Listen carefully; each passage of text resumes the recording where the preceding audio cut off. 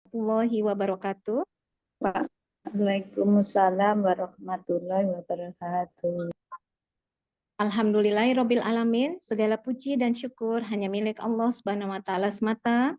Karena hanya dengan nikmat dan karunia-Nya kita semua siang ini bisa berkumpul kembali untuk melanjutkan ibadah tadabbur bersama, yaitu mentadaburi surat-surat yang secara berurutan diturunkan Allah Subhanahu wa taala kepada baginda Rasulullah sallallahu alaihi wasallam, mulai dari surat Al-Alaq sampai dengan surat saat ini surat Al-Qamar. Alhamdulillah Al-Qamar pun sudah kita mulai kira-kira 3 minggu yang lalu ya Pak Ustadz. Ya. Semoga di bagian ketiga ini ya surat Al-Qamar semakin banyak ibroh dan manfaat yang bisa diperoleh dari surat tersebut. Dan mudah-mudahan kita semua dimudahkan oleh Allah Subhanahu wa taala dalam melaksanakan perintah-perintahnya, terutama wabil khusus yang disampaikan oleh Nabi Muhammad SAW di surat Al-Qamar ini. Untuk mempersingkat waktu, karena Ustadz Umar Maka sudah siap, maka kami persilakan Ustadz untuk memulai kajian tadabbur di siang hari ini. Tafadol Pak Ustadz. Ya, Masya Allah, Barakallah fiik, Mbak Ari dan seluruh pengurus Majelis Ta'lim Rabbani jamaah yang telah bergabung di tadabbur Quran kita pada siang hari ini, melanjutkan tadabbur Quran sesuai urutan turunnya surah-surah kepada Nabi Sallallahu Alaihi Wasallam. Dan alhamdulillah kita sudah sampai di bagian ketiga dari surah Al-Qamar, surah yang diturunkan Allah melalui Jibril kepada baginda Nabi Sallallahu Alaihi Wasallam. Dan surah ini sebagaimana dijelaskan ulama adalah surah yang ke-37 sesuai urutan turun kepada Nabi Sallallahu Alaihi Wasallam. Dan alhamdulillah kita sudah 2 kali pertemuan dengan surah ini, sudah banyak pelajaran yang kita petik alhamdulillah dari surah yang mulia ini. Mari luruskan niat dan kita mulai insyaallah tadabbur Quran kita bagian ketiga dari surah Al-Qamar. Bismillahirrahmanirrahim. Assalamualaikum warahmatullahi wabarakatuh. Alhamdulillahilladzi la ilaha illa huwal ahadus samad lam yalid wa lam yulad wa lam yakul lahu kufuwan ahad. Asyhadu an la ilaha illallah wahdahu la syarika lahu wa asyhadu anna Muhammadan abdullahi wa rasuluhu al-mab'uts rahmatan lil alamin. Allahumma salli wa sallim ala Muhammad wa ala alihi wa sahabatihi tabi'in bi yaumiddin. Allahumma anfa'na bil Qur'an, Allahumma anfa'na bil Qur'an, Allahumma alimna al-Qur'an. Qul inna salati wa nusuki wa mahyaya wa mamati lillahi rabbil alamin, raditu billahi rabba wa bil islami dina wa bi Muhammadin sallallahu alaihi wasallam nabiyyan wa rasulah. Kalimat Allah wa iyyakum ajmain, ibu-ibu majelis Ta'lim Rabbani atau jamaah, bapak-bapak, ibu-ibu dimanapun berada yang saat ini sedang bergabung di tadabbur Quran kita sesuai urutan turunnya surah kepada Nabi Sallallahu Alaihi Wasallam. Mengawali tadabbur Quran kita pada siang hari ini, mari sama-sama kita mulakan majelis ilmu kita dengan sama-sama mengagungkan asma Allah di majelis ini. Subhanallah walhamdulillah wala ilaha illallah, Allahu akbar. Mudah-mudahan saat ini Allah turunkan rahmat di tengah-tengah kita. Mudah-mudahan saat ini Allah turunkan keberkahan di tengah-tengah kita. Mudah-mudahan jemaah rahmat Allah saat ini ada malaikat Allah yang sedang beristighfar, berdoa bagi setiap di antara kita. Mudah-mudahan saat ini jemaah rahmat Allah, majelis perkumpulan kita ini sedang dibangga-banggakan Allah di hadapan majelis, di hadapan perkumpulan malaikat-malaikat Allah, di mana setiap di antara kita saat ini semoga sedang disebut namanya oleh Allah Subhanahu wa taala. Amin ya rabbal alamin. Jamaah rahmat Allah, ikhwatan liman azanallahu wa iyyakum ajmain, mengingat waktu kita sangat terbatas dan perbedaan waktu antara Makassar dan Jakarta, dan saat ini kami baru saja tiba sebelum zuhur dari Jakarta. Mudah-mudahan insya Allah setiap detik menit yang kita lalui dari majelis kita ini menjadi pemberat timbangan amal-amal kita kelak di sisi Allah Subhanahu wa taala. Sebelum kita mulai tadabbur Quran kita, seperti biasa kita akan sama-sama insya Allah membaca beberapa ayat dari surah yang akan kita tadabburi. Hari ini insya Allah kita akan tadabburi dari ayat 18 ya, dari ayat 18 sampai dengan ayat 32. Dari ayat 18 sampai ayat 32 kita akan mengambil pelajaran dari kisah dua kaum yang Allah abadikan di dalam Quran surah Al-Qamar ini agar menjadi ibrah, pelajaran, tazkirah, agar ia juga menjadi peringatan bagi umat manusia, peringatan bagi siapapun yang menyombongkan diri mereka, mendustakan kebenaran yang Allah turunkan kepada para nabi dan rasul. Mudah-mudahan insya Allah Allah berikan kemudahan kepada kita semuanya selesai dari dua kisah insya Allah yang hari ini kita seperti biasa sebelum kita mulai sama-sama kita akan membaca beberapa ayat dari surah Al-Qamar, sama-sama kita melembutkan hati kita, sama-sama kita melembutkan jiwa kita. La yamassuhu illal mutahharun, semakin bersih hati kita, semakin jiwa kita dibersihkan Allah, maka semakin hati dan jiwa kita merasa mudah merasakan kebesaran, keagungan, keajaiban ayat-ayat Allah Subhanahu wa taala. Silakan dibuka mushaf. Kalau Qur'annya cetakan Madinah, maka Quran surah Al-Qamar ayat 18 itu terdapat di halaman 529. Akan tetapi jika memang kondisi saat ini tidak memungkinkan untuk membaca atau membuka mushaf, silakan dilihat di layar. Kami coba share screen ayat yang akan kita baca. Kita akan membaca beberapa ayat saja, tapi kami mohon untuk terjemahannya dibaca sampai ayat 32. Untuk tilawahnya insya Allah kita cukupkan sampai ayat 22. Silakan, mari sama-sama kita baca tanpa harus mengaktifkan mikrofon kita masing-masing. A'udzu billahi minasyaitonir rajim. Bismillahirrahmanirrahim. كذبت عاد فكيف كان عذابي ونذر إنا أرسلنا عليهم ريحا صرصرا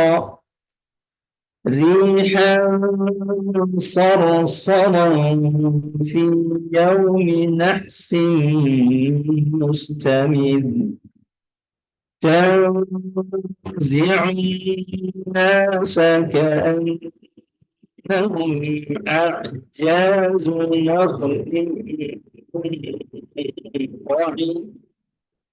فكيف كان عذابي ونذر ولقد يسرنا القرآن للذكر فهل من مدكر. Allahumma arhamna bil Quran, Allahumma arhamna bil Quran. Silakan kami minta Ari atau siapa yang sudah ditunjuk membacakan terjemahan ayat 18 sampai 32. Tafadhali, silakan. Silakan yang ingin membantu membacakan terjemahan, Ibu Emi bisa membacakan terjemahan. Baik, Mbak Ari. Bisa, Mbak Ari. Terima kasih. Bismillahirrahmanirrahim. Surat Al-Qamar ayat 18. Kehancuran kaum Ad. Kaum Ad pun telah mendustakan. Maka betapa dahsyatnya azabku dan peringatanku. Sesungguhnya kami telah menghembuskan angin yang sangat kencang kepada mereka pada hari nahas yang terus-menerus. Ayat 20, yang membuat manusia berkelimpangan, mereka bagaikan pohon-pohon kurma yang tumbang dengan akar-akarnya. Maka betapa dahsyatnya azabku dan peringatanku. Dan sungguh telah kami mudahkan Al-Quran untuk peringatan. Maka adakah orang yang mau mengambil pelajaran? Kehancuran kaum Samud. Ayat 23, kaum Samud pun telah mendustakan peringatan itu. Maka mereka berkata, bagaimana kita akan mengikuti seorang manusia biasa di antara kita? Sungguh kalau begitu kita benar-benar telah sesat dan gila. Ayat 25, apakah wahyu itu diturunkan kepadanya di antara kita? Pastilah dia soleh seorang yang sangat pendusta dan sombong. Ayat 26, Kelak mereka akan mengetahui siapa yang sebenarnya sangat pendusta dan sombong itu.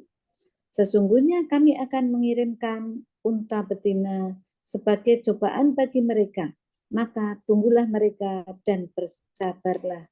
Saleh. Ayat 28. Dan beritahukanlah kepada mereka bahwa air itu dibagi di antara mereka dengan unta betina itu. Setiap orang berhak mendapat giliran minum. Maka mereka memanggil kawannya, lalu dia menangkap unta itu dan memotongnya. Maka betapa dahsyatnya azabku dan peringatanku.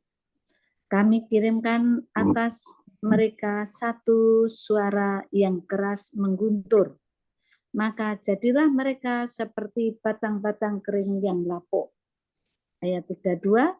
Dan sungguh telah kami mudahkan Al-Quran untuk peringatan.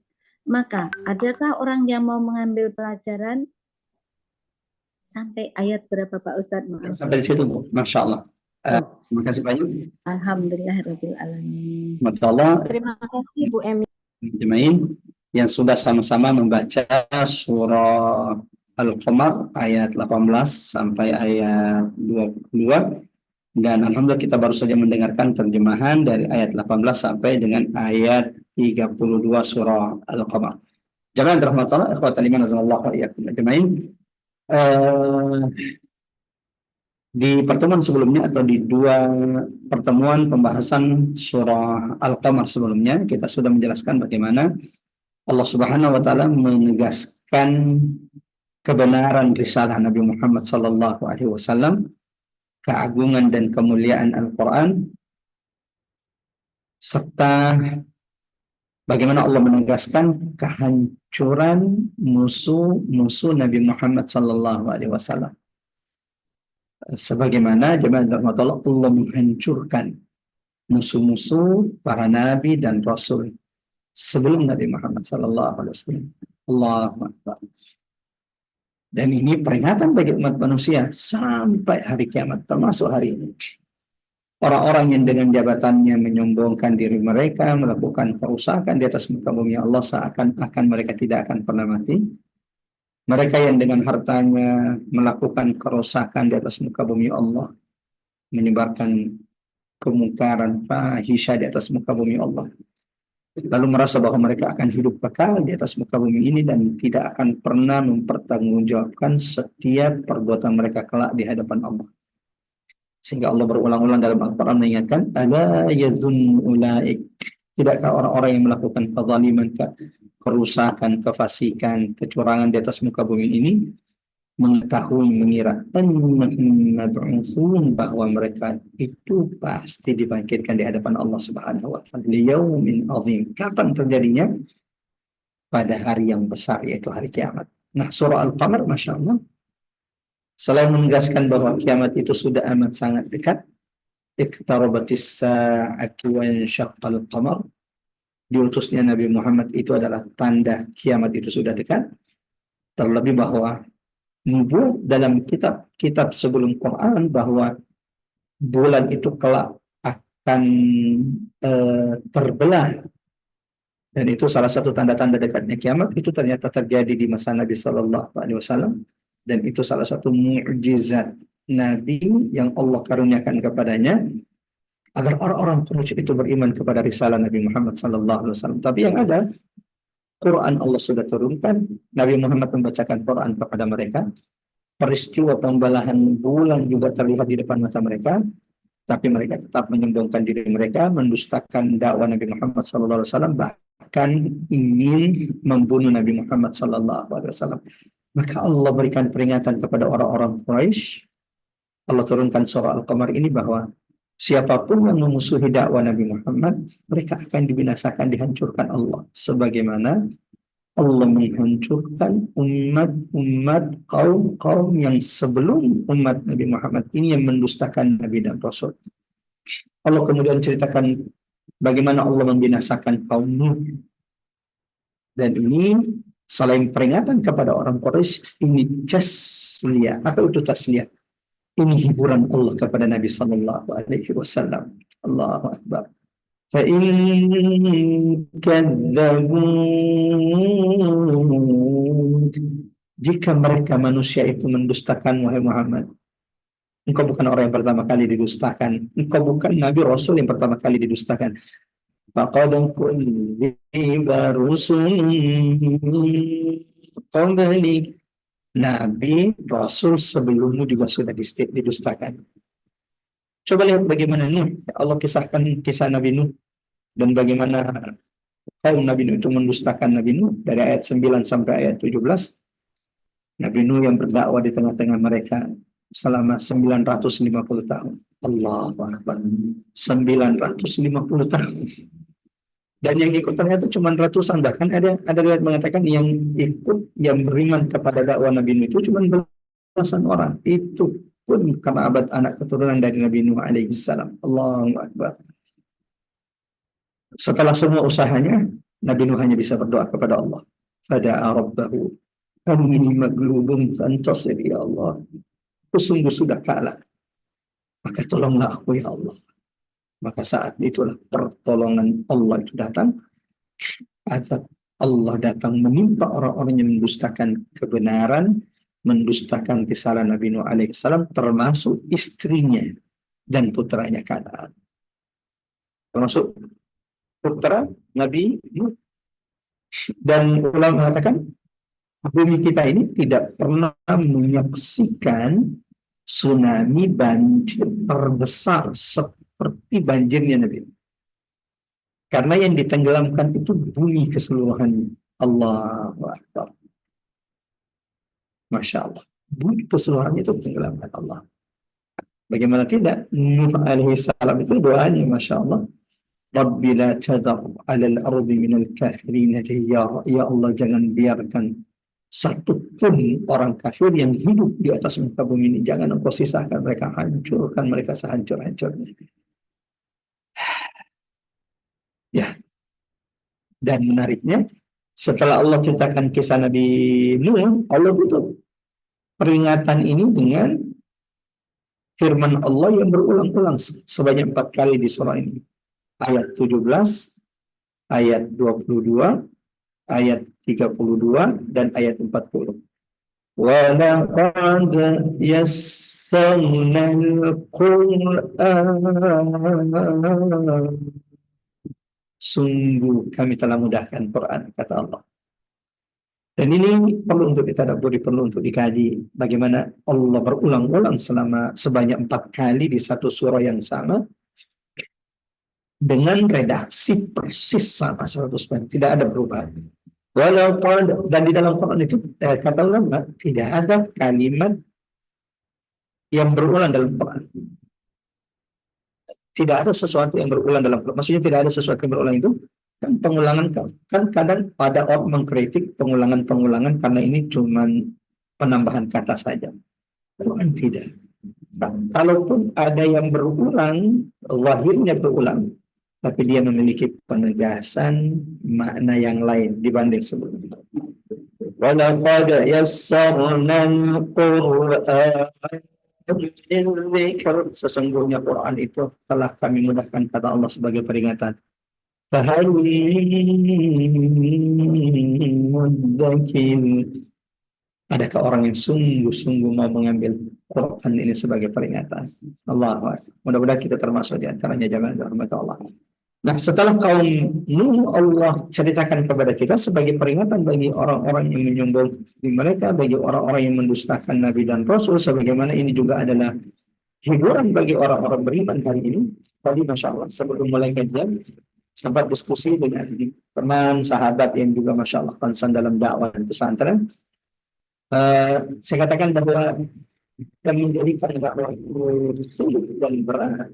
Nah, kalau enggak sulit, kalau dakwah itu tidak sulit dan tidak berat, itu lagi piknik itu. Dakwah itu berat. Kenapa? Dakwah itu berat. Dari dulu, dari Rasul yang pertama kali diutus oleh Allah sampai Nabi dan Rasul yang paling terakhir diutus oleh Nabi Muhammad oleh Allah Subhanahu wa taala itu Nabi Muhammad, dan sampai hari kiamat selamanya sunnatullah yang mendukung dakwah, ya, yang mendukung dakwah itu adalah orang-orang miskin, orang-orang yang tidak punya kekuasaan jabatan.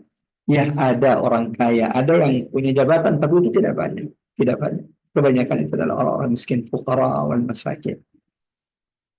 Ya. Sementara yang menentang dakwah jamaah rahmat Allah, ikhwatal iman anzalallahu wa iyyakum ajma'in, yang menentang dakwah itu adalah orang-orang yang punya pengaruh, orang yang berpengaruh dengan hartanya, orang yang berpengaruh dengan jabatannya.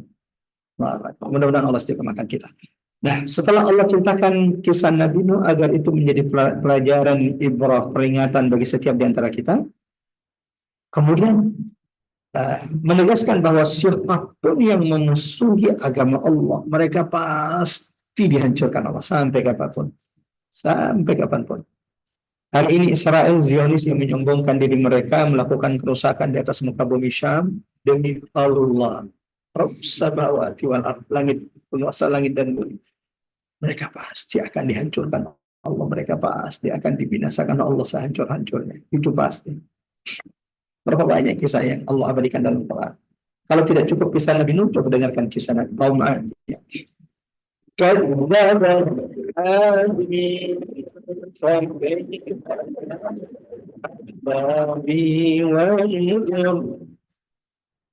Kaum Ad. Tahukah kalian bagaimana kaum Ad mendustakan Nabi Rasul yang diutus oleh Allah Subhanahu wa Ta'ala? Betapa dahsyatnya adab dan peringatan. Kaum Ad, jemaah rahmatullah, kalimat Allah wa iyyakum ajma'in, ini termasuk kaum yang Allah juga kisahnya berulang-ulang di dalam Quran. Ada beberapa sebabnya bahwa kaum Ad ini di antara umat yang paling kuat yang pernah ada di atas muka bumi ini. Saya akan ceritakan nanti insya Allah bagaimana Quran itu menggambarkan peradaban kaum Ad. Yang kedua, jemaah rahmatullah, kaum Ad ini diketahui kisahnya, sisa-sisa kejayaan mereka itu, sisa-sisa kehancuran mereka itu dilihat oleh orang-orang Quraisy. Jadi Quran itu tidak memberi kisah yang jemaah rahmatullah, orang-orang Arab itu nggak nyambung, nggak tahu tentang atau tidak pernah mendengarkan tentang kisah yang diabadikan Quran itu. Karena kan Quran itu Masya Allah, kana hadisan yuftana. Kisah-kisah Quran ini bukan dongeng, bukan bualan. Dia tidak seperti kisah kancil dan kura-kura yang berlomba, yang nggak jelas juntrungannya dari mana. Enggak. Quran ini, laqad kana fi qasasihim, Quran surah Yusuf ayat 111 atau 111. Laqad kana fi qasasihim, sesungguhnya telah ada pada kisah-kisah umat-umat terdahulu. Ya memang itu adalah kisah real, kisah fakta, bukan bualan. Ibratul li'ulil albab, ada ibrah, ada pelajaran bagi orang yang berakal, yang mau merenungi kisah-kisah tersebut, yang mau mengambil pelajaran dari kisah-kisah tersebut. Siapa kaum Ad, jemaah rahmatullah? Kaum Ad ini adalah merupakan suku kuno pertama yang pernah ada di atas muka bumi ini, yang memiliki sejarah peradaban yang begitu kuat.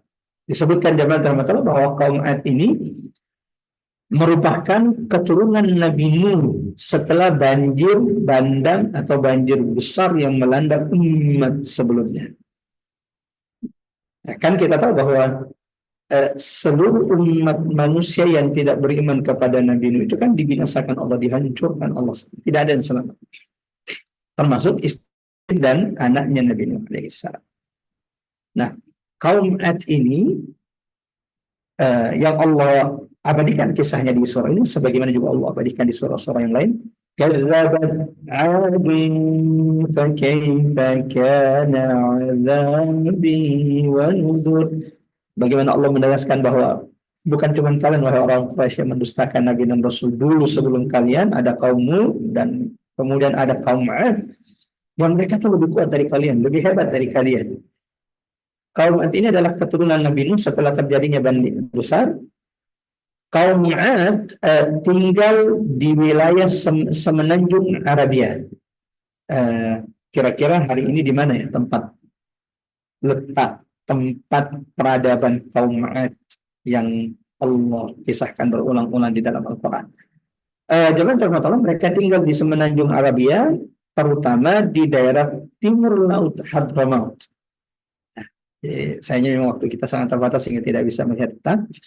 Tinggal di daerah timur laut Hadramaut antara Yaman dan Oman hari ini. Nah, jadi setelah ini coba lihat peta, ada daerah antara Yaman sampai Oman hari ini. Itulah dulu yang disebut dengan jamaah rahmatullah ikhwatal iman azanallahu ayyakum ajmain sebagai tempat peradabannya kaum Ad. Seperti apa Quran menggambarkan kaum Ad? Satu, kaum Ad itu digambarkan oleh Quran dan ini yang membuat manusia itu ternyata menyombongkan dirinya. Sebagaimana ada kemiripannya dengan orang-orang Quraisy. Umat yang Allah ceritakan kebinasaan kehancuran mereka kepada kita, kepada orang-orang Quraisy yang saat itu mendustakan Nabi Muhammad SAW. Memang ada kemiripan, baik itu sifat, karakter, kesombongan, pengingkaran, itu punya kemiripan. Nabi Nuh kan kisah Nabi Nuh sudah kita ceritakan ya. Bagaimana Nabi Nuh alaihissalam itu disebut sebagai orang gila, majnun wazdujir. Mereka fitnah, mereka sebut, mereka lecehkan, mereka hina Nabi Nuh sebagai orang gila. Dan itu kan sama dengan hinaan orang-orang kafir Quraisy kepada Nabi yang mengatakan Nabi itu adalah orang gila. Coba baca Quran surah Al-Qalam.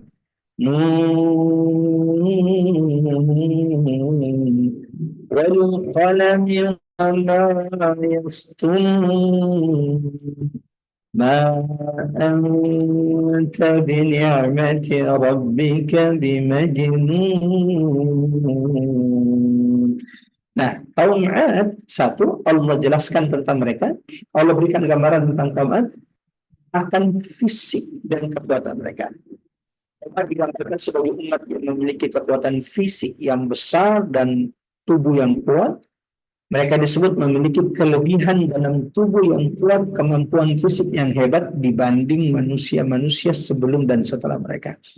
Bahkan ada yang mengatakan bahwa kaum Ad ini limited edition, edisi manusia seperti kaum Ad ini terbatas. Setelah kaum Ad nggak ada lagi orang itu yang punya fisik setinggi, sekuat, sebesar kaum Ad. Allahu Akbar. Sebagaimana ini Allah gambarkan dalam Quran surah Fussilat, Quran surah 41 ayat 15.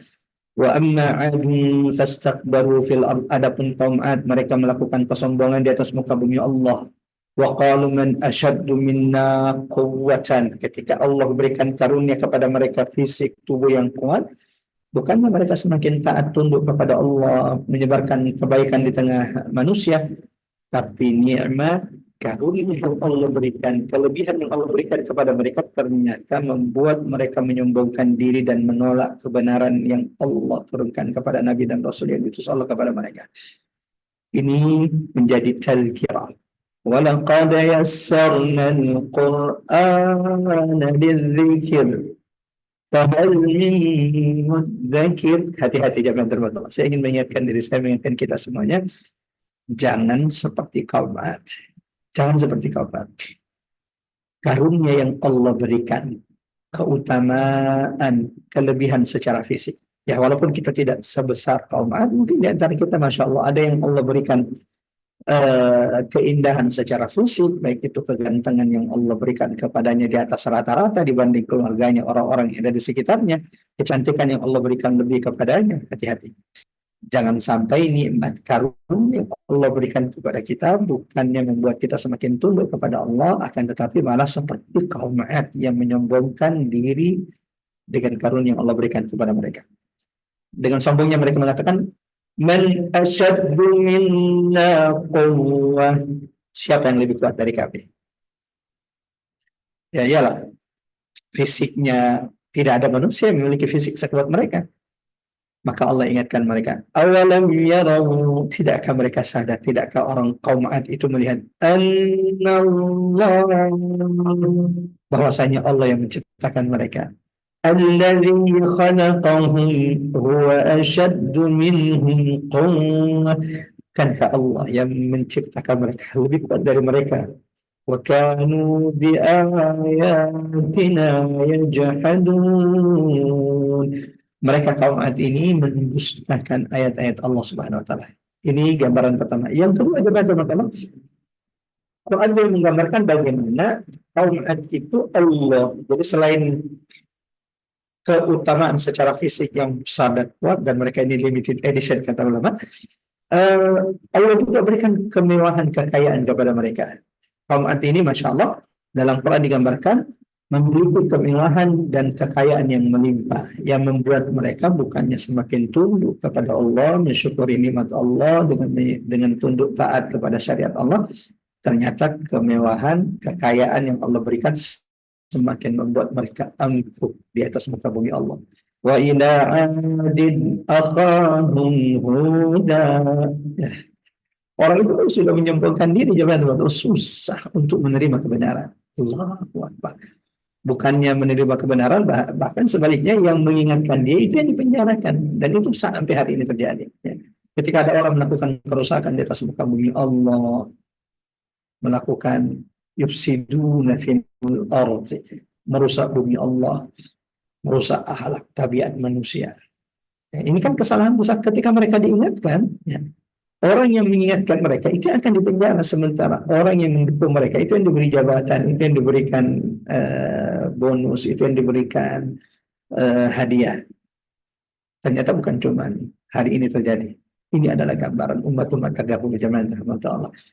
Hud, bagian dari kaum Ad, ketika melihat kaumnya yang Allah berikan nikmat tapi melakukan kerusakan di atas muka bumi Allah, kelebihan secara fisik, kelebihan secara harta, semakin membuat mereka angkuh. Allah mengutus Nabi Hud kepada mereka, dan Nabi Hud tidak minta bayaran kepada mereka. Nabi Hud tidak minta jatah menteri kepada mereka. Nabi Hud cuma satu permintaannya. Apa permintaan Nabi Hud? Qala ya qawmi i'budullah. Allahu Akbar.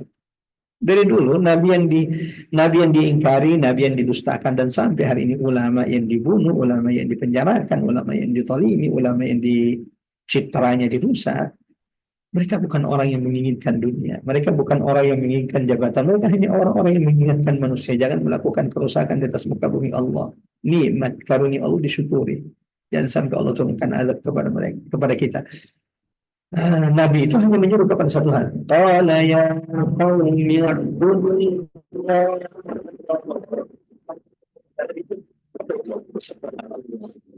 Karena kesyirikan itu mulai kembali merajalela, padahal kan umat Nabi Nuh itu dihancurkan sehancur-hancurnya karena kesyirikan yang mereka lakukan. Ternyata ini kembali berulang di tengah-tengah kaum Ad.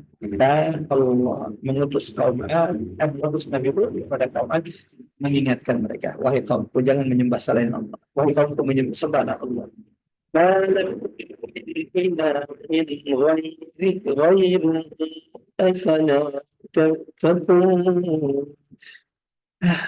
Kalau tidak punya Tuhan yang berhak disembah selain Allah, tidakkah kalian takut kepada azab Allah? Kamu cuma itu ya? Coba perhatikan. Enggak ada yang diminta Nabi Hud. Cuma satu, ya qaumi i'budullah, wahai kaumku, sembahlah Allah. Dia nggak minta jabatan kok, dia tidak minta menteri, dia tidak minta apa-apa. Dia cuma mengingatkan kaumnya, sembahlah Allah, jangan melakukan kerusakan di atas muka bumi Allah. Coba lihat apa jawaban kaumnya dalam Quran surah Hud, Quran surah 11 ayat 50 sampai 52. Qala al-mala'u alladhina kafaru min qaumi, orang-orang kafir dari kaum Ad itu berkata, qala al-mala', ya perhatikan. Ya. Para pemimpin yang kafir. Al-mala' itu berarti pemimpin, orang-orang besar.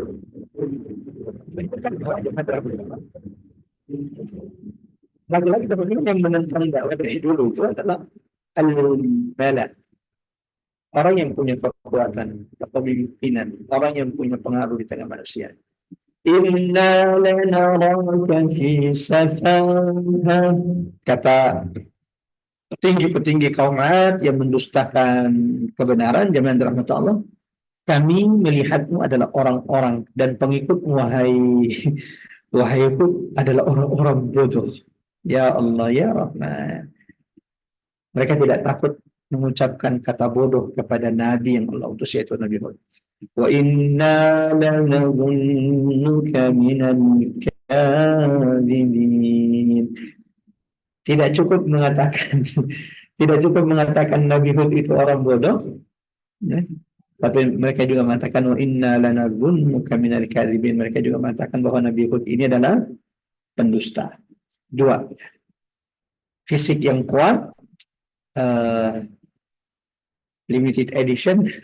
Kemudian mereka diberikan Allah kemewahan yang melimpah, kekayaan yang melimpah. Yang ketika Allah gambarkan di dalam mata Allah, kaum Ad ini salah satu nikmat karunia yang Allah berikan kepada mereka adalah al-maskan, tempat tinggal. Salah satu nikmat yang Rasulullah anjurkan kita untuk mensyukurinya setiap kali adalah kalau Allah sudah berikan kita tempat tinggal yang nyaman, untuk tempat istirahat kita dengan keluarga. Allahu Akbar, itu nikmat. Illahilladzi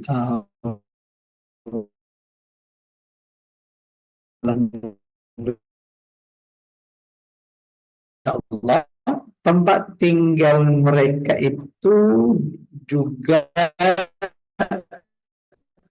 memiliki keutamaan. Manusia memiliki keutamaan, ya tidak seperti tempat tinggal orang lain, karena memang selain fisik mereka besar, yang tinggi dan kokoh, sebagaimana Allah gambarkan dalam Quran surah ke-89, Quran surah Al-Fajr ayat 6 sampai 8. Alam tara kaifa fa'ala rabbuka bi'ad إرم ذات العماد, yang memiliki bangunan yang tingginya, allati lam yukhlaq mithluha fil bilad. Allah Akbar. Yang bangunan-bangunan seperti ini belum pernah dibuat di negeri-negeri yang lain. Allahu Akbar. Mestinya kan kalau mereka punya akal sedikit, Allahu Akbar, kenapa tidak syukuri nikmat Allah, ikuti Nabi dan Rasul? Ya, itulah manusia. Ya. Kalau dia lemah, dia ingat Tuhannya. Kalau dia kuat, kalau dia hebat, dia melawan Tuhannya. Kalla, sekali-kali tidak. Innal insana lakhata. Manusia itu, kata Allah, akan melampaui batas. Kapan mereka melampaui batas? Biasanya orang itu kalau dia dikayakan Allah, disitulah kekayaan itu kadang membuat mereka akan menyombongkan diri, mendustakan Allah, kufur kepada Allah. Kalau Allah berikan nikmat yang melimpah, di situ yang kadang harta mereka, kekayaan mereka, karunia nikmat yang Allah berikan ini yang kemudian melupakan, melalaikan mereka dari Allah. Alhaakumut takatsur.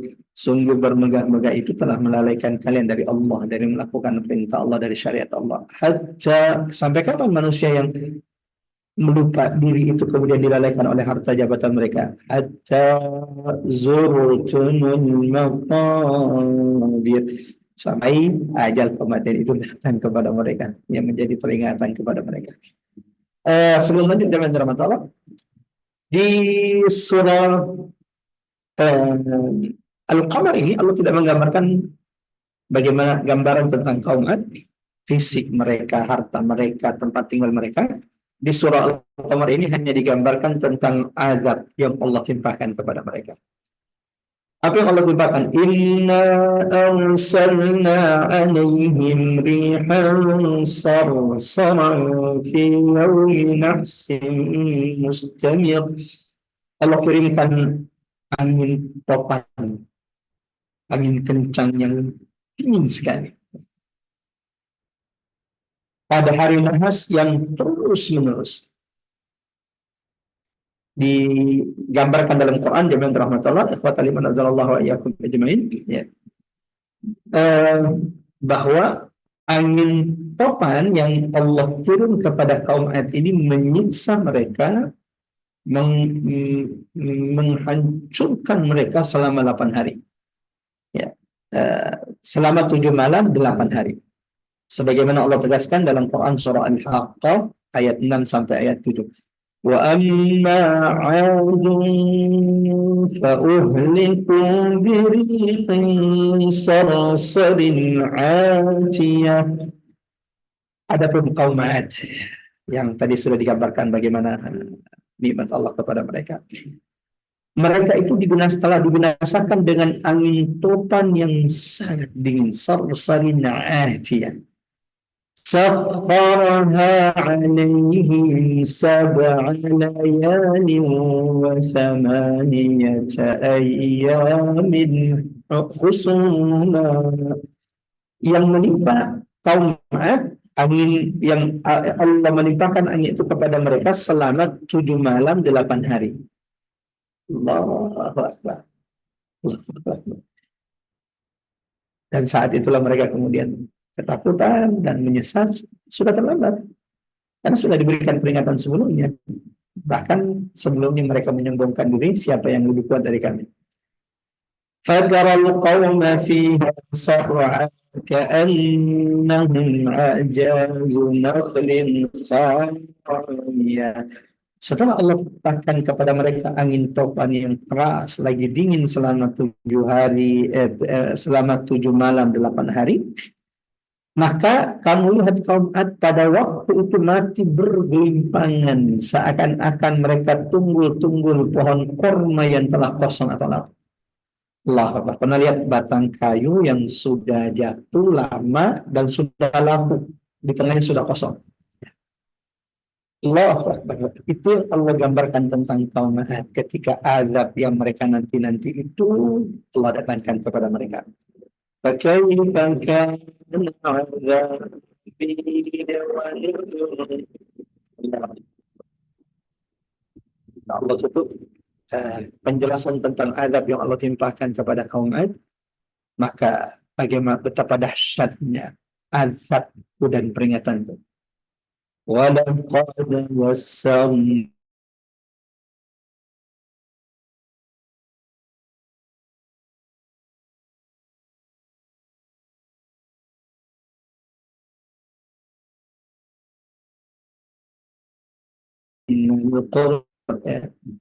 ayat kedua yang berulang jamaah rahmat Allah dengan redaksi yang sama. Sebelumnya di ayat 17. وَلَقَدْ يَسَّرْنَا الْقُرْآنَ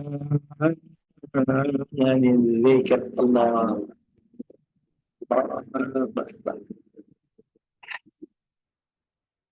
Jangan pernah mengatakan Quran itu sulit untuk dijadikan peringatan.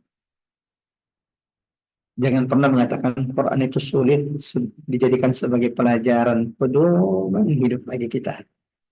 Karena Allah yang telah menurunkan Quran ini. Ar-Rahman 'allamal Quran. Allah yang telah menurunkan Quran ini 4 kali menegaskan. Saya ulangi, 4 kali menegaskan di surah yang sama dengan redaksi yang sama. وَلَقَدْ يَسَّرْنَا. Allah Akbar. Sungguh kami benar-benar telah mudahkan Quran itu sebagai peringatan. فَهَلْ مِن مُدَّكِرٍ. Adakah di antara orang-orang beriman ini sungguh-sungguh menjadikan Quran ini sebagai peringatan? Mudah-mudahan kita termasuk yang sungguh-sungguh jamaah dirahmati Allah. Ikhwatal iman azanallahu wa iyyakum ajmain. Dan semoga kita sudah mengambil peringatan Allah dari kaum 'Ad yang Allah ceritakan, Allah kisahkan kepada kita di surah ini bagaimana kehancuran dan kebinasaan mereka. Setelah kaum 'Ad, kalau itu belum cukup menjadi peringatan bagi mereka orang-orang yang menyombongkan diri, Allah kemudian ceritakan kepada kita kaum Tsamud. Kadzabat Samud bin Nuzur. Telah mendustakan kaum Tsamud. Apa yang didustakan? Bin Nuzur, dengan peringatan-peringatan kami. Allahu Akbar. Ini juga salah satu kaum yang banyak berulang kisahnya diceritakan di dalam Al-Quran. Lagi-lagi bahwa mereka di antara kaum yang kuat yang pernah ada di atas muka bumi ini yang mendustakan Nabi dan Rasul sehingga Allah turunkan azab kepada mereka. Ingat. Dua, orang Arab itu mendengarkan tentang kaum Samud ini sebagaimana orang Arab itu mendengarkan tentang kaum Ad. Kok bisa Ustaz? Ya, coba lihat. Dalam Quran surah Al-Quraisy, li'ilafi Quraisy, bukankah orang Quraisy itu punya kebiasaan? Ilaf, ya'lafun. Apa itu kebiasaan mereka? Rihlatash syita was-saif. Mereka kebiasaan mereka dalam melakukan perjalanan niaga, perdagangan di musim dingin dan musim panas. Musim dingin kemana? Ke Yaman. Bukankah kaum Ad itu adalah mereka yang pernah mendiami tinggal di timur laut Hadramaut antara Yaman dengan Oman hari ini. Jadi ketika mereka ke selatan, berdagang ke arah selatan kota Mekah, yaitu negeri Yaman, mereka akan melewati, bahkan mungkin di sana mereka akan mendengarkan cerita tentang kaum Ad yang dulu pernah mendiami negeri Yaman, yang memiliki fisik yang tinggi, rumah-rumah yang kokoh, kuat, kekayaan dan harta yang melimpah yang Allah karuniakan kepada mereka. Dan kalau mereka melakukan perjalanan niaga dagang ke situ, mereka akan berdagang dan niaga ke Syam. Mereka akan melewati kaum Samud. Allahu Akbar. Jadi kalau ke selatan mereka akan lewati peradabannya kaum Ad, dan kalau mereka dagang ke mana? Ke utara, mereka akan melewati kaum Samud yang Allah kisahkan kembali di surah Al-Qamar ini. Kadzabat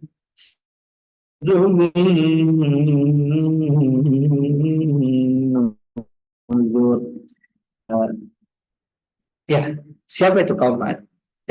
Kaum Samud. Kaum Samud zaman rahmat Allah disebutkan di dalam Al-Quran. Mereka ini adalah kaum umat manusia yang hidup setelah kaum Ad. Makanya di dalam Quran itu biasanya setelah Allah kisahkan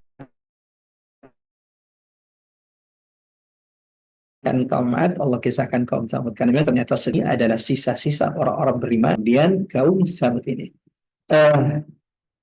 Mereka tinggal di mana? Kaum Ad ini tinggal di mana? Kaum Ad ini zaman rahmat Allah, mereka tinggal di daerah yang disebut dengan Al-Hijr.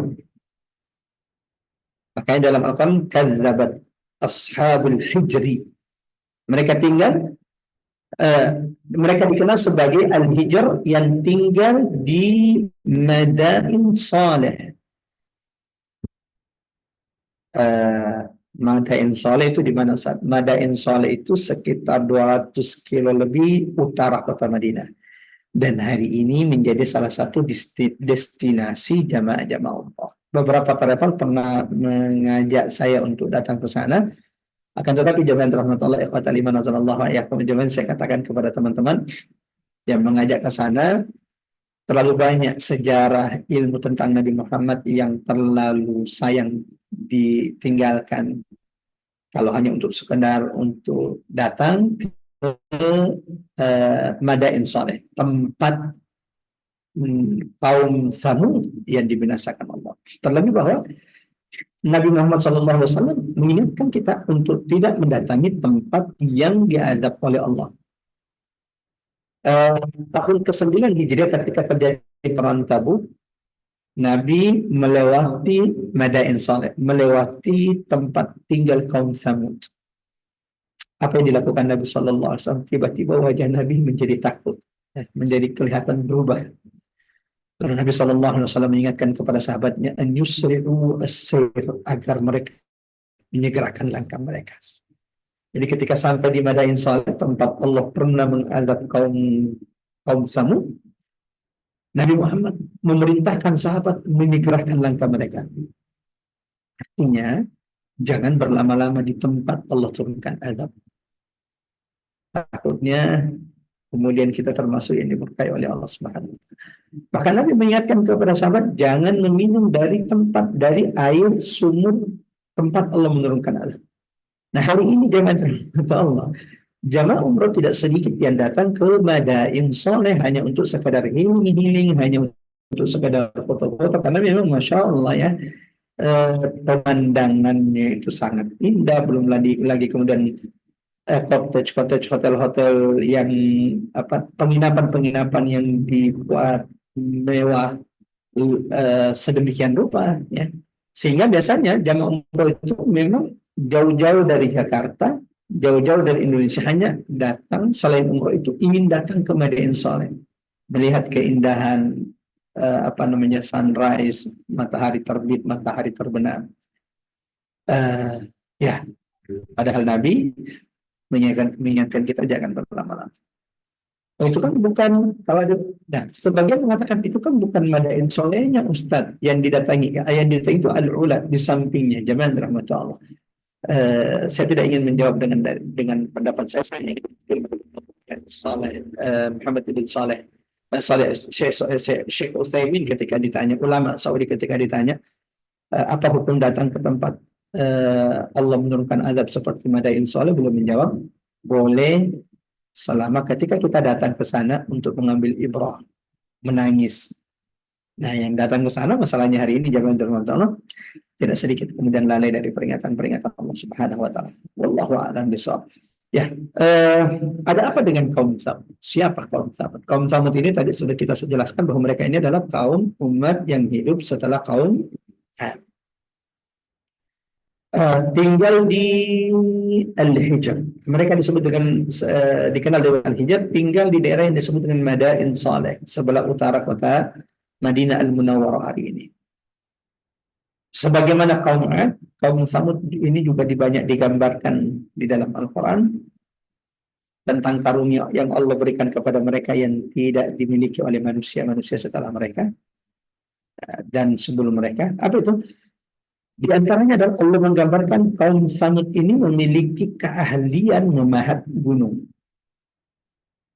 Makanya kalau kita ke Madain Soleh, saya belum pernah ke Madain Soleh ya.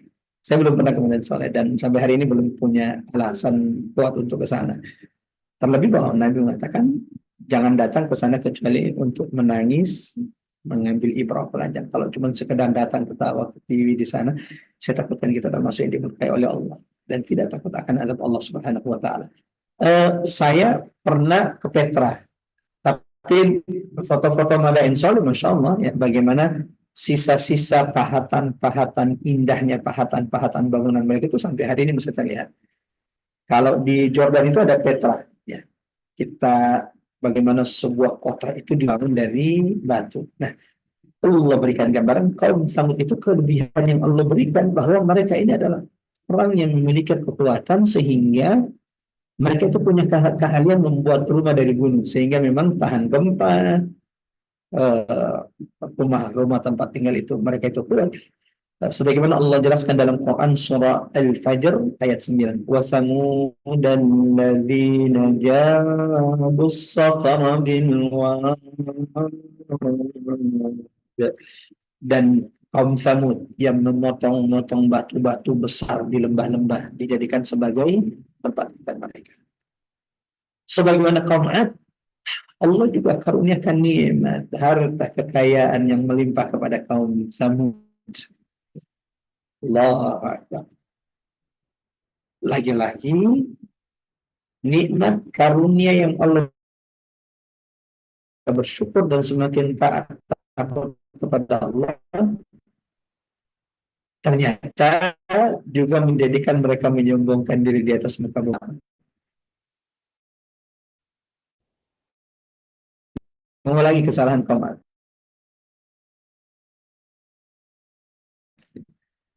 Yang kembali di tengah-tengah kaum. Padahal mereka ini adalah sisa-sisa orang-orang yang Allah selamatkan, orang-orang beriman dari kaum Ad. Lalu kemudian keturunan-keturunan mereka kembali melakukan perusakan. Jamaah bermata, ini memberikan kita pelajaran bahwa salah satu doa yang perlu untuk kita panjatkan kepada Allah adalah doa bukan hanya doa untuk kebaikan kita, kesolehan kita, ketakwaan kita, tapi jangan lupa mendoakan kesolehan, ketakwaan bagi anak-anak kita. Ini yang diajarkan oleh Nabi Ibrahim alaihissalam. Jangan sampai kita sibuk hanya memikirkan diri kita, kesolehan kita, tapi tidak mendoakan agar anak cucu kita juga Allah jaga kesolehannya. Coba lihat apa doa Nabi Ibrahim, Rabbi habli minas salihin, ya Allah berikan aku keturunan anak-anak yang saleh. Rabbi ja'alni muqimas salat, ya Allah jadikan aku orang-orang yang mendirikan salat.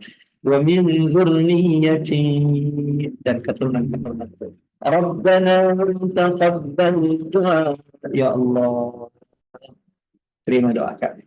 Kemudian doa Nabi Ibrahim, Rabbi ja'al hadzal balada amina, ya Allah jadikan negeri ini negeri yang aman. Wajnubni wa baniya an na'budan asnam, dan hindari jauhkan kami dan keturunan kami dari menyembah berhala. Kita lanjut. Jangan dalam kaum Samud yang kesyirikan kembali merajalela, kekufuran kembali merajalela di tengah-tengah kaum Samud. Maka Allah mengutus Nabi dan Rasul di antara mereka, memberi peringatan kepada kaum Samud. Siapa itu? Saleh. Sebagaimana Allah tegaskan di beberapa ayat dalam Al-Quran, di antaranya Quran Surah Hud ayat 61. Wa ila Samud akhahum salihah, kepada kaum Samud kami utus kepada mereka saudara mereka Saleh. Apakah Nabi Saleh minta jabatan, minta harta kepada kaum Samud? La wallah. Sebagaimana Nabi Hud yang hanya mengajak kaumnya menyembah Allah, itulah dilakukan Nabi Saleh. Qala ya qaumi i'budullah, wahai kaumku sembahlah Allah, jangan menyembah yang lain. Ma lakum min ilahin ghairu, ini tidak punya sesembahan ilah yang berhak disembah kecuali Allah. Wa ansyakum minal ard, Allah yang telah menciptakan kalian dari tanah. Wasta'marakum fiha, dan Allah yang kemudian menjadikan kalian memakmurkan bumi Allah Subhanahu wa taala. Allahu akbar. Fastaghfiru thumma tubu ilaihi, beristighfarlah kepada Allah dan tobatlah kepada Allah. Inna rabbi qariibun mujib, sesungguhnya Tuhanku adalah Dia yang maha dekat lagi maha mengijabah doa-doa. Lagi-lagi jawab sama Allah, apakah kaumnya kemudian mendengar? Tidak. Allahu akbar. Mereka menolak dakwah Nabi Saleh sebagaimana kaum Ad sebelumnya menolak dakwah Nabi Hud. Bukan cuma menolak, tapi juga menfitnah, mengintimidasi, mengancam, persis apa yang dilakukan Quraisy kepada Nabi Muhammad sallallahu alaihi wasallam. Allahu akbar. Persis apa yang dilakukan oleh orang-orang yang memusuhi kebenaran agama Allah hari ini. Ulama yang dianggap ancaman, tidak bisa dibeli, tidak bisa dibuka mulut mereka dengan cuan, diintimidasi, kalau perlu dipenjarakan, kalau perlu Allahu akbar. Mereka lupa bahwa Allah Maha melihat. Mereka lupa bahwa tanah, pohon akan bersaksi. Mereka lupa bahwa bumi Allah ini nanti akan berbicara di hadapan Allah. Yauma idzin tuhadditsu akhbaraha. Mereka lupa bahwa tangan mereka yang menulis, menandatangani surat perintah, pembunuhan, penangkapan, intimidasi. Mereka lupa bahwa mulut yang berbicara semuanya akan berbicara di hadapan Allah. Al-yawma nakhtimu ala afwahihim wa tukallimuna aydihim wa tashhadu arjuluhum bima kanu yaksibun. Seperti apa kaum Saleh itu mendustakan Nabi Saleh? Mereka berkata sebagaimana Allah abadikan, masih dilanjutkan di surah Hud ayat 62. Qalu ya Salih qad kunta fina marjuman qabla hadha. Wahai Saleh, dulunya engkau itu orang yang kami harapkan di tengah-tengah kami. Atanhana an na'budu ma ya'budu aba'una. Wahai Saleh ingin melarang kami menyembah apa yang sudah disembah oleh bapak-bapak kami. Wa innana lafi syakkin mimma tad'una ilaihi. Wahai Saleh, kami benar-benar benar-benar meragukan kebenaran yang kau ucapkan. Allahu Akbar. Tidak cukup sampai di situ, jemaah rahmat Allah. Nabi Saleh terus mengajak mereka sampai kemudian mereka berkata, Saleh, kami akan beriman kalau Tuhan yang engkau sembah itu mampu mengeluarkan dari gunung batu besar ini onta yang sudah bunting, sudah hamil, dan hamilnya itu 10 bulan. Dan onta ini besar, di mana kami bisa meminum air susunya satu kampung, satu negeri. Ini kan permintaan konyol, jangan rahmat Allah. Mereka satu coba. Sebenarnya mereka ini bukan orang yang beriman, dan ada orang seperti itu. Ketika disampaikan kebenaran, minta dalil, dikasih dalil, tetap aja mereka menolak. Karena pada dasarnya mereka itu adalah orang yang memang hanya untuk memperolok-olok, mereka bukan orang yang beriman. Seperti kalau mereka kasih syarat, tantangan, kalau Tuhan yang engkau sembah wahai Saleh bisa mengeluarkan onta dari gunung batu. Ini kan sebenarnya permintaan yang betul-betul tidak wajar dari mereka. Minta onta keluar dari batu, kemudian onta yang keluar dari batu ini sudah bunting, sudah hamil, kemudian hamilnya sudah kusut. Kemudian dia punya air susu yang cukup diminum oleh orang satu negeri, satu tahun. Allahu Akbar. Semua nabi itu sama. Mereka amat sangat menginginkan hidayah kepada Allahu Akbar. Dan ulama mengatakan seperti itu seharusnya dai-dai para ulama. Seperti itu seharusnya para muslim. Jangan bahagia ketika melihat saudara kita jauh dari agama Allah. Sebaliknya bersedih ketika melihat mereka jauh dari tuntunan agama Allah. Nabi Saleh pada berdoa, ya Allah, kalau dengan ini mereka beriman, maka keluarkan ya Allah apa yang mereka minta. Kalau dengan cara ini mereka akan beriman. Tiba-tiba batu besar yang ada di sekitar mereka, gunung besar itu bergetar, bergerak, keluarlah onta besar seperti ciri-ciri yang mereka inginkan. Onta gede, besar, betina, bunting 10 bulan, dan Masya Allah punya air susu yang diminum. Tapi Allah berikan peringatan kepada kaum Samud. Allah ingatkan kepada Nabi Saleh agar kaum Samud ini tidak membunuh onta ini. Karena kalau sampai mereka menyakiti apalagi membunuh onta ini, Allah pasti mengadab mereka. Ya, dasar orang itu kalau sudah gelap mata, sudah jamaah rahmatullah, sudah melalaikan peringatan Allah, apa yang diingatkan Allah itu mereka lakukan. Menariknya jamaah rahmatullah, ternyata yang melakukan kerusakan, yang membunuh onta dari kaum Samud itu hanya sedikit. Kaum Samud yang membunuh onta itu cuma 9 orang. Sebagaimana Allah abadikan dalam Quran surah An-Naml ayat 48. Wa kana fil madinati tis'atu rahtin, dan di dalam kota kaum Samud itu ada 9 orang laki-laki. Yufsiduna fil ardi wa la yuslihun. Mereka itu melakukan kerusakan di atas muka bumi Allah dan tidak melakukan perbaikan. Menarik jamaah rahmat Allah untuk ditadabbur ya. Allahu Akbar.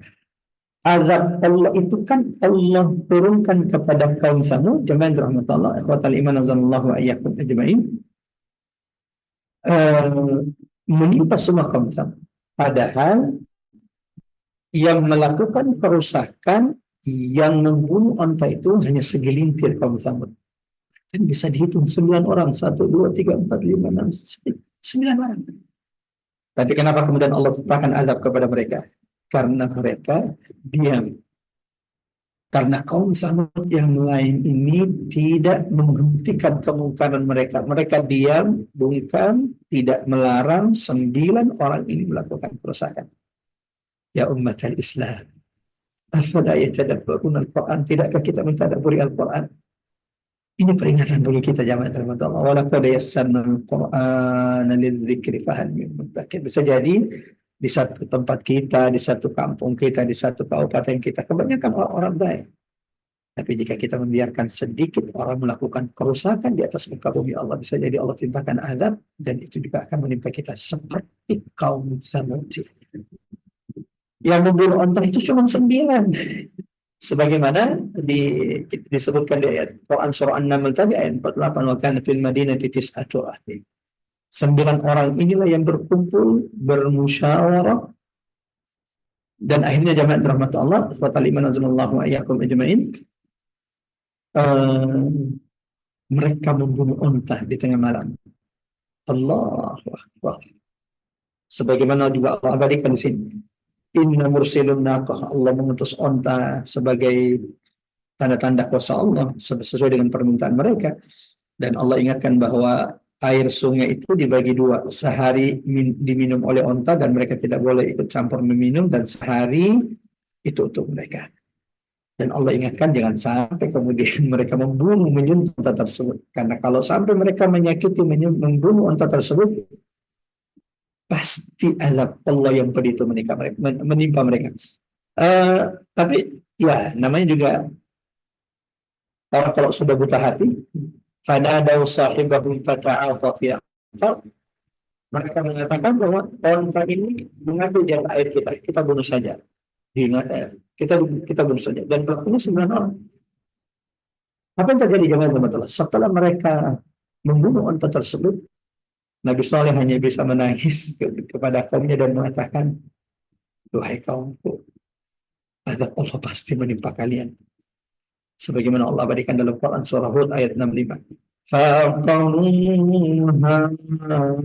Mereka membunuh onta. Mukjizat Allah. Faqal, maka Nabi Saleh berkata kepada kaumnya, "Tamatta'u fi darikum salasata ayyam." Wahai kaumku, bersantai-santailah kalian di rumah kalian selama 3 hari, karena azab Allah itu pasti datang kepada kalian. Dzalika wa'dun ghairu makdzub. Karena janji Allah itu pasti. Allah.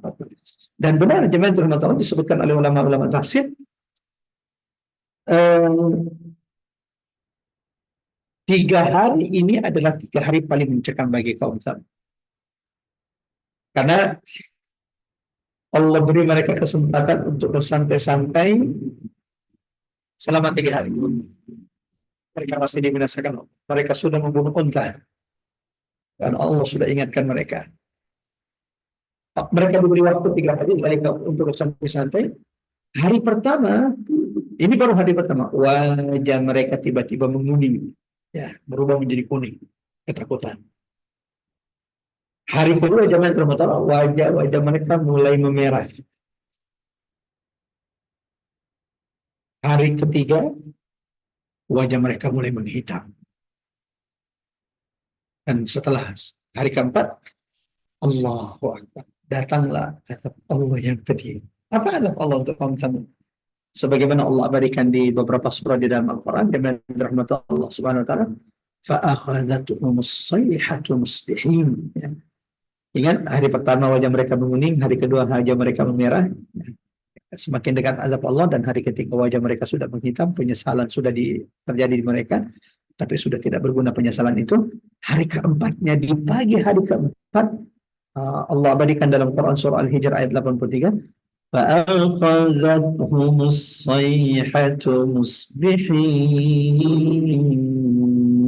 Mereka dibinasakan Allah dengan suara keras yang mengguntur, menggelegar di pagi hari. Ada ayat mengatakan bahwa yang suara keras ini adalah dari teriakan malaikat Jibril. Jadi Allah, malaikat Jibril itu kan sayapnya itu terbentang antara timur dan barat. Dan malaikat Jibril ini yang kemudian berteriak sekeras-kerasnya yang kan Jibril ini kemudian mematikan semua kaum Tsamud dan tidak ada yang selamat. Bahkan mereka yang menggali tempat tinggal, menggali bongkar-bongkar di rumah mereka yang terbuat dari gunung-gunung yang dipahat itu, Allahu Akbar. Allahu Akbar. Mereka semua dibinasakan hari itu. Tidak ada yang selamat. Kecuali mereka yang beriman kepada kepada Allah dan mengikuti Nabi Saleh alaihissalam. Mereka yang kemudian Allah selamatkan.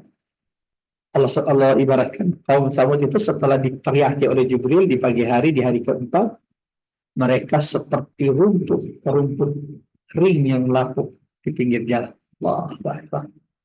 Lalu kembali Allah menutup kisah kaum Samud di ayat 32. وَلَقَدْ يَسَّرْنَا الْقُرْآنَ لِلذِّكْرِ فَهَلْ مِن مُدَّكِرٍ. Sungguh Quran ini telah kami mudahkan sebagai peringatan. Adakah orang-orang yang sungguh-sungguh mengambil atau menjadikan Quran sebagai peringatan? Mudah-mudahan jemaah dan Allah, kisah kaum Samud ini sudah memberikan kita pelajaran besar, sudah memberikan kita.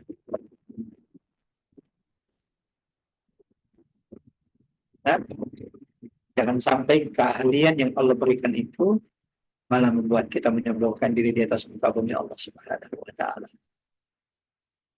Taat kepada Nabi dan Rasul adalah jalan keselamatan.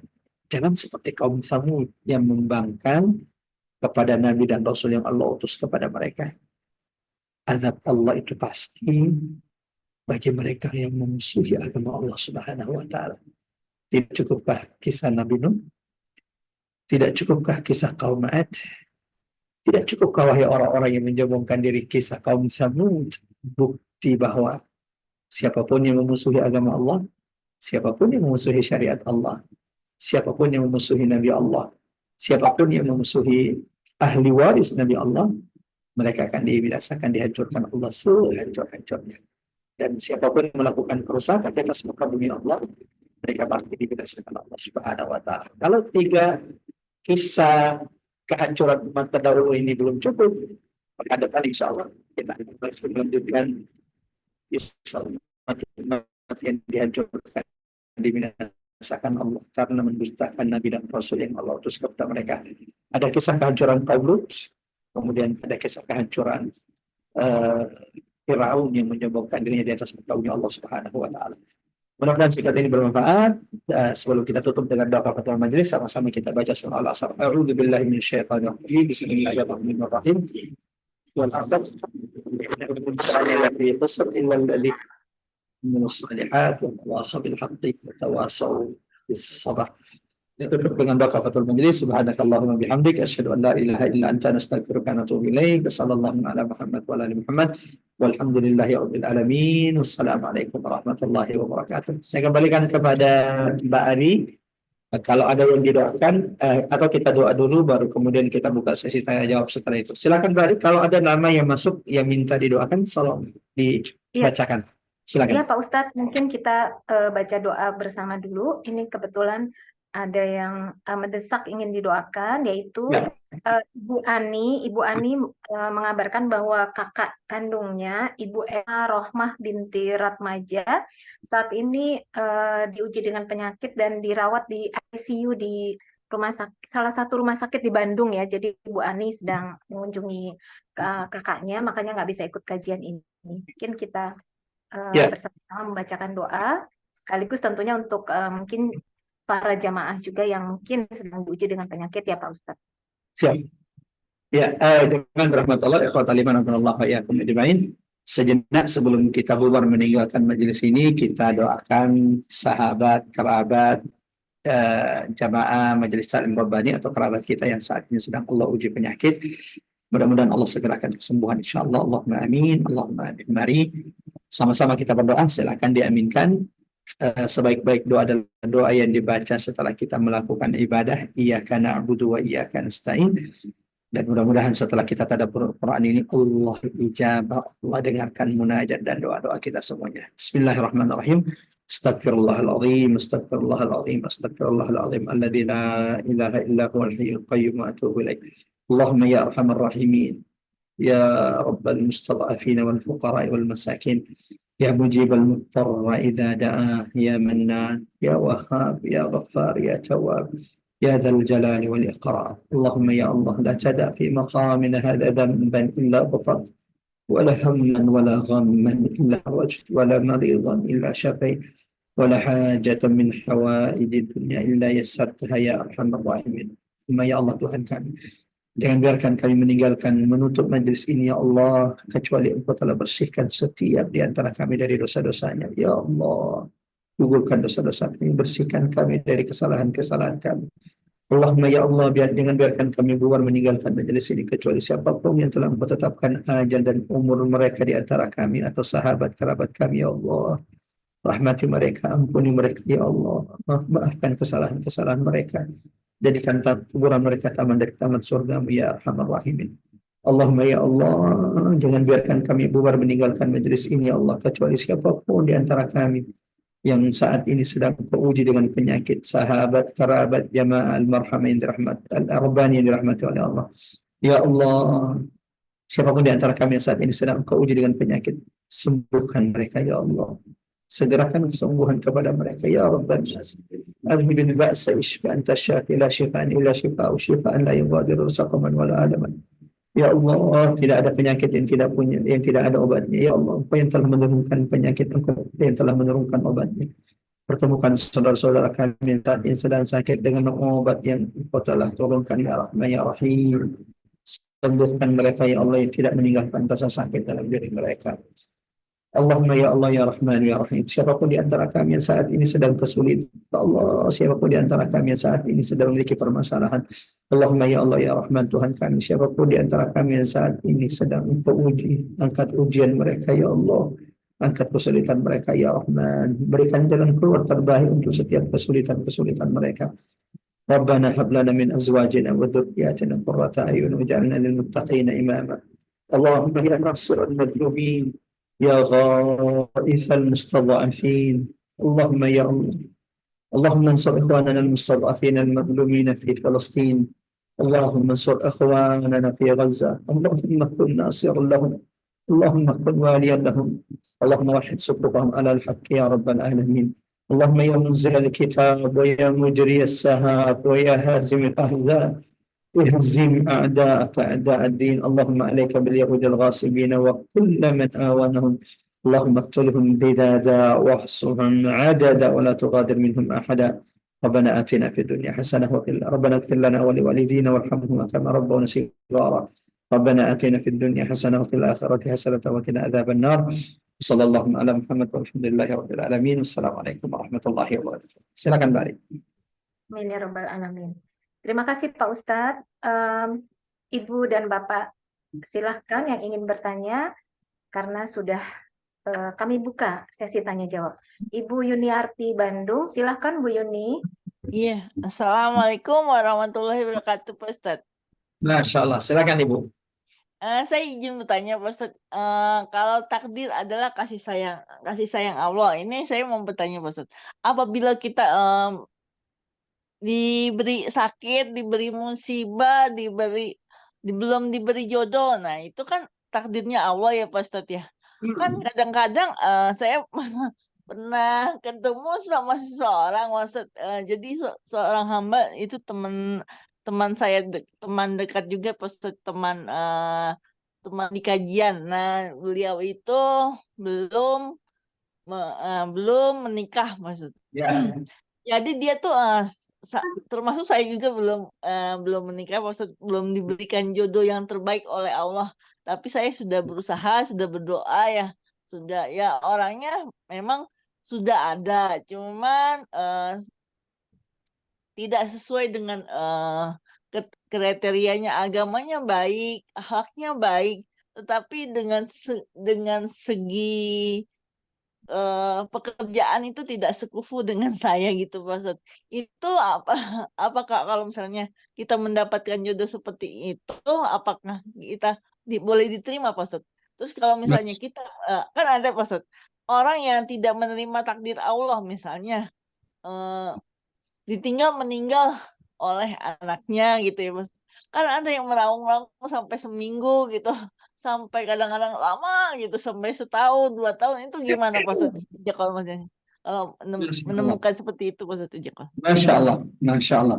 Ya, jamaah rahmatullah ikhwatal iman azallahu wa iyyakum ajmain. Yang pertama, wajib diyakini, nggak boleh tidak.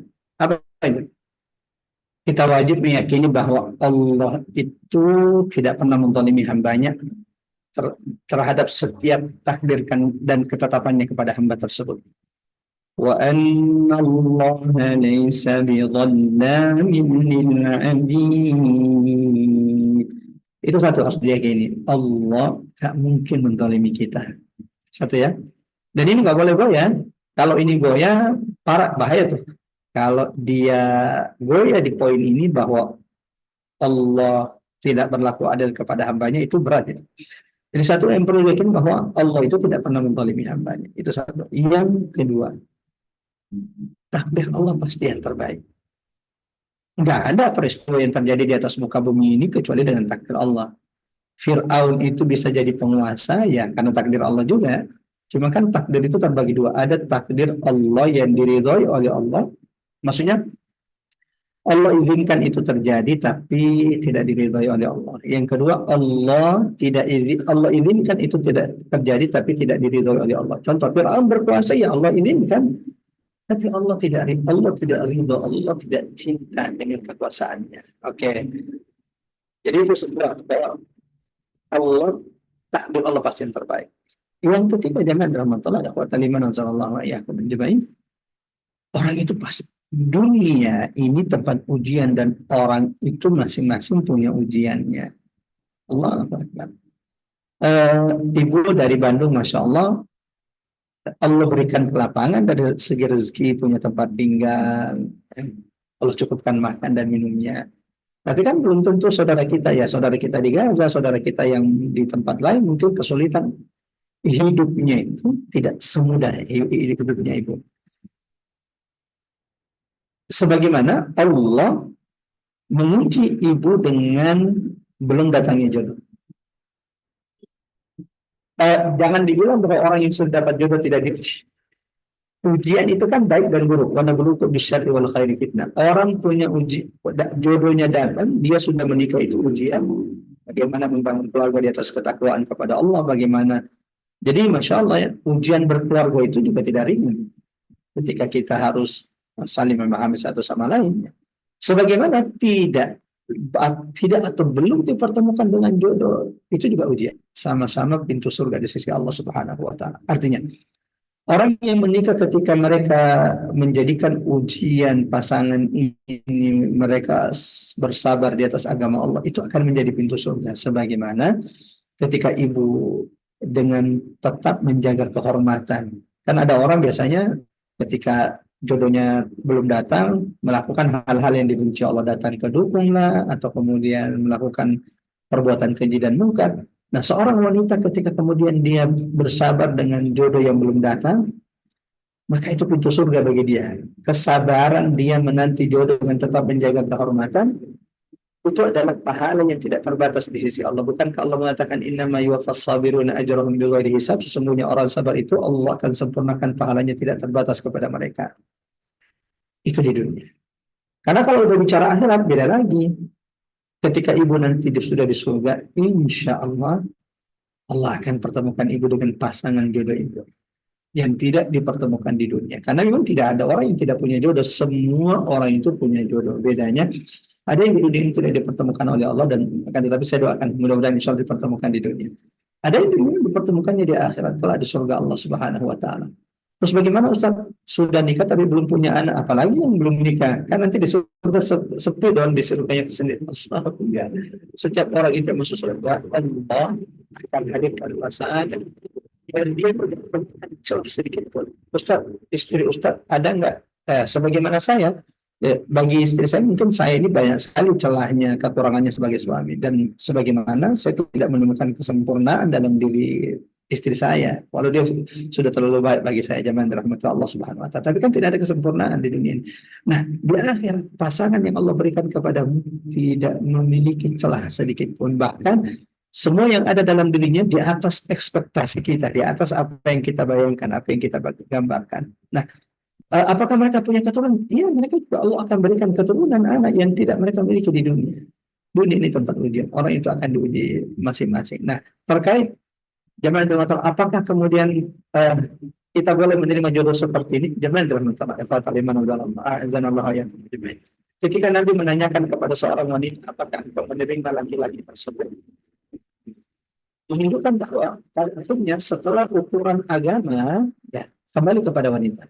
Kalau dia siap, Bismillah, tawakal Allah, bisa jadi engkau benci engkau tidak suka salah satu dari laki-laki tersebut karena ya tidak sekufu secara harta, tapi kata Allah, Allah akan menjadikan kebaikan yang jauh lebih banyak pada bagian-bagian yang lain.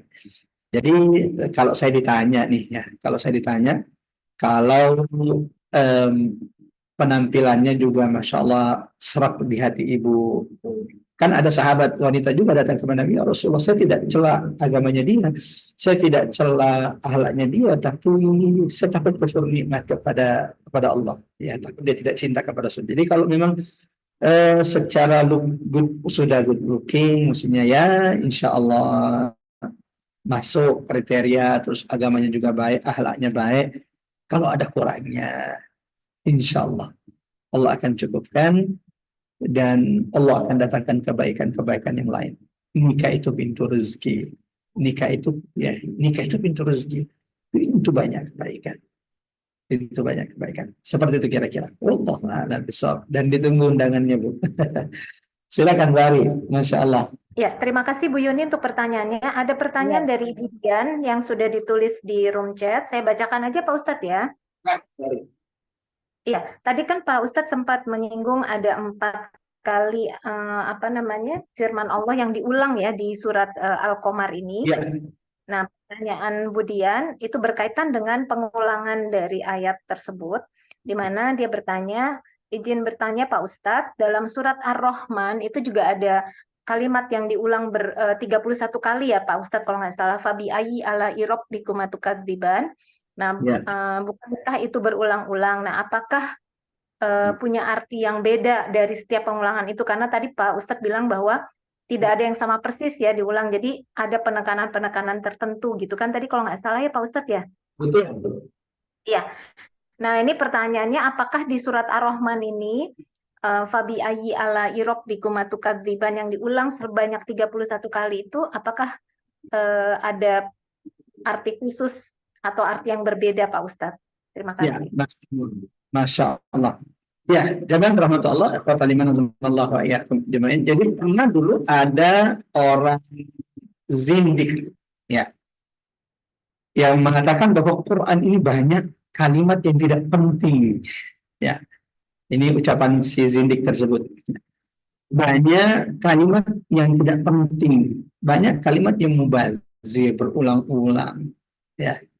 Padahal kalau dicukupkan satu udah cukup. Sampai kemudian perkataan itu terdengar oleh seorang khalifah. Ya. Dan orang zindik ini salahnya adalah menyebarkan syubhat itu di tengah manusia bahwa banyak yang tidak penting di Quran berulang-ulang. Coba sekali aja, nggak usah sampai berulang-ulang. Apa coba hikmahnya? Didengar oleh khalifah, dipanggil. Lalu khalifah dia bertanya, kamu punya berapa tangan? 2. Kenapa bukan cuma 1? Kenapa mesti harus 2? Kan itu pengulangan, dipotong 1 tangannya. Kamu punya berapa tangan? Kaki 2. Kamu mesti 2. Nah, sayangnya itu kita tidak punya pemimpin hari ini seperti khalifah ini. Hari ini Masya Allah syubhat beredar, orang gila ngomong tersebar di media sosial, ya mengaku sebagai penjaga neraka. Kalau nanti kamu ditanya man rabbuka, tinggal bilang saja ghufran, man nabiyuka bilang aja ghufran, ma kitabuka bilang aja ghufran. Itu akan serem. Pembodohan seperti ini dibiarkan. Demi Allah, semua yang bertanggung jawab semestinya membungkam orang ini dan tidak melakukan akan bertanggung jawab di hadapan Allah Subhanahu wa taala, dan kita akan menuntut itu kelak di hadapan Allah Subhanahu wa taala. Nah, jemaah rahmatullah jadi tidak ada sesuatu yang berulang di dalam Quran yang tidak memiliki makna. Pengulangan di dalam Quran itu Dimanapun kita dapatkan contoh, fa inna ma'al usri yusra, inna ma'al usri yusra. Pengulangan dalam Quran itu tidak ada yang sia-sia, yang tidak punya makna. Biasanya pengulangan dalam Quran itu satu, itu bentuk penegasan. Itu bentuk penegasan. Takkid, adanya penegasan. Yang kedua jemaah Ramadan terkait di surah Ar-Rahman. Tabi ayyi ala ya rabbikuma tukadziban. Ini kan berulang-ulang tuh. Tabi ayyi ala ya rabbikuma tukadziban. Ya, memiliki banyak makna penegasan. Satu bahwa setiap jadi coba perhatikan di surah Ar-Rahman. Setiap Allah berbicara tentang nikmat akan ditutup kemudian fabi ayyi ala rabbikum tukadziban. Allah bicara lagi tentang iman fabi ayyi ala rabbikum tukadziban. Di antara maknanya jangan lupa bahwa nikmat-nikmat yang Allah sebutkan kemudian Allah tutup fabi ayyi ala rabbikum tukadziban, ini nikmat yang banyak didustakan oleh manusia. Sebagaimana menegaskan bahwa sifat manusia, tabiat manusia itu memang sering mendustakan nikmat yang diberikan kepada kita, kepada manusia. Maka tabi'ayya alai rabbikum tukadziban, setiap pengucapannya itu adalah penegasan akan nikmat-nikmat yang begitu banyak yang didustakan oleh manusia berulang-ulang dalam hidup mereka. Seperti itu kira-kira, wallahu a'lam bis-shawab. Ya, silakan. Terima kasih Pak Ustadz. Mbak Dian, terima kasih untuk pertanyaannya. Mudah-mudahan yang tadi dijelaskan Pak Ustadz sudah menjawab pertanyaan Mbak Dian ya. Ada lagi yang ingin bertanya mungkin? Silahkan, masih ada waktu. Ya, Bu Wanda mau bertanya? Iya, saya mau bertanya. Oh, silakan Bu Wanda. Ini saya berpikir ya, Pak Ustadz, beberapa hari yang lalu saya baca 25 orang nabi. Ya. Itu yang saya pikirkan, yang saya pikir sesudah Nabi Adam itu siapa saja dan urut-urutannya mungkin Pak Ustadz tahu nggak? Ya. Jemaah rahmatullah kalimat Allah ya kemudian. Pak Ustadz, Assalamualaikum. Ya, waalaikumsalam warahmatullahi wabarakatuh. Ya, ada banyak nabi dan rasul yang diutus oleh Allah. Dalam hadis disebutkan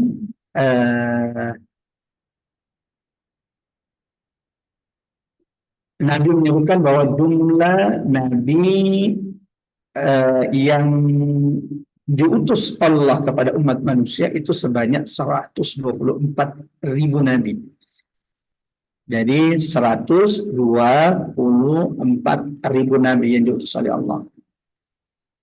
Rasul yang diutus oleh Allah ada sekitar 300 rasul. Yang diceritakan di dalam Quran, jemaah rahmat Allah, 25. Jadi dari Nabi yang 124.000 nabi, yang diceritakan cuma 25. 25 yang diceritakan di dalam Quran itu beda-beda. Ada yang berulang-ulang diceritakan kisahnya, ada yang detail diceritakan kisahnya. Ada yang cuma disebut namanya seperti Ilyasa. Itu cuma disebut namanya jemaah. Tidak ada kisah mereka dengan umatnya seperti Nabi Saleh atau Nabi Hud. Sehingga urutan Nabi dan Rasul itu yang kita tahu hanya urutan kalau mau diurut sesuai dengan di Quran. Setelah Nabi Adam itu ada Nabi Idris, dan ini biasanya anak TK hafal semua nih. Ada Idris, Nuh, dan Saleh, Ibrahim, Lut. Nah, jadi dia hafal anak-anak kita. Jadi kalau setelah Nabi Adam itu ada Nabi Idris. Setelah Nabi Idris ada Nabi Nuh. Setelah Nabi Nuh ada Nabi Hud. Setelah Nabi Hud ada Nabi Saleh. Kemudian ada Nabi Ibrahim, Nabi Lut, Nabi Ismail, Nabi Ishaq, Yaqub, Yusuf, sampai kepada baginda Nabi Sallallahu Alaihi Wasallam. Seperti itu kira-kira. Allahu a'lam bis-shawab. Ya, silakan Mbak Ari. Baik, terima kasih Bu Wanda untuk pertanyaannya. Ada lagi yang ingin bertanya? Mungkin satu pertanyaan terakhir ya Pak Ustadz ya? Siap, Ya. Sudah menjelang asar di Bone. Iya. Ada lagi yang ingin bertanya? Dari Nabi Adam sampai Nabi Nuh itu kan sebenarnya semuanya beriman ya Pak Ustadz ya. Iman semuanya, betul. Ya, berarti Nabi Idris itu kan antara Nabi Adam dengan Nabi Nuh ya. Betul, Berarti Nabi Idris jarang diceritakan di Quran ya Pak Ustadz. Apa karena kan setiap Rasul pasti ada cobaannya ya? betul, betul, dengan rahmat Allah. Ya, itulah saya katakan bahwa beberapa nabi itu hanya disebutkan beda-beda. Jadi mereka itu penyebutannya di dalam Quran itu berbeda-beda. Ada yang detail kisahnya, ada yang cuma namanya. Nabi Idris dengan rahmat Allah termasuk nabi yang Allah sebutkan di dalam Quran. Memang tidak sedetail nabi-nabi yang lain. Tidak diceritakan Nabi Idris dengan kaumnya, umatnya. Allah hanya mengatakan di dalam Quran itu, dalam Quran surah Maryam, Quran surah 19 ayat 56, "Wadhkur fil kitabi Idris innahu kana siddiqan nabiyya." Allah mengatakan bahwa Nabi Idris ini adalah nabi yang siddiq ya. Kemudian di antara nabi yang sabar, tapi tidak diceritakan gimana. Lagi-lagi memang karena ujian dakwah. Wallahu a'lam, ujian dakwahnya juga tidak terlalu banyak kan. Semua manusia itu syariatnya. Dari zaman Nabi Adam sampai Nabi Nuh itu kan manusia dalam satu syariat, satu bentuk. Jadi selain secara fisik mereka satu bentuk, secara syariat juga sama. Nggak ada perbedaan, nggak ada orang melakukan kesyirikan, kekufuran. Nah, awal mula sejarah kesyirikan dalam sejarah umat manusia itu kan terjadi di masa Nabi Nuh alaihi salam. Sebelumnya kana nasu ummatan wahidah. Seperti itu kira-kira. Wallahu a'lam bishawab. Iya, baik Pak Ustadz. Baik nih, karena tidak ada lagi pertanyaan, maka kita bisa akhiri ya Pak Ustadz. Kebetulan tadi kita sudah baca doa juga ya Pak Ustadz. Betul. Iya, jadi sekali lagi terima kasih Pak Ustadz, dan berarti kita lanjutkan lagi tadabbur surat Al-Qamar karena belum selesai. Kita lanjutkan lagi di Rabu mendatang. Siap, insya Allah. Sampai Mudah-mudahan bertemu. sehat walafiat selalu. Ya, sampai bertemu di Rabu mendatang Pak Ustadz. Terima kasih. Barakallahu fiik. Untuk Bapak dan Ibu, terima kasih banyak yang sudah menyimak kajian ini sejak awal sampai akhir. Mudah-mudahan mendapatkan manfaatnya, dan mudah-mudahan kita semua diberikan panjang umur, kesehatan, dan kita bertemu lagi di Rabu mendatang. Mohon maaf lahir batin jika ada yang kurang berkenan. Wabillahi taufik wal hidayah. Wassalamualaikum warahmatullahi wabarakatuh. Terima kasih Mbak Wanda, Mbak Ipeng, terima kasih Bu Mbak Ente. Ari. Terima kasih Terima kasih Mbak Ari, Semuanya, Sukron, mohon maaf lahir batin. lahir batin semuanya. Mbak Ike, Mbak Heni, terima kasih. Assalamualaikum warahmatullahi wabarakatuh. Waalaikumsalam. Waalaikumsalam warahmatullahi wabarakatuh.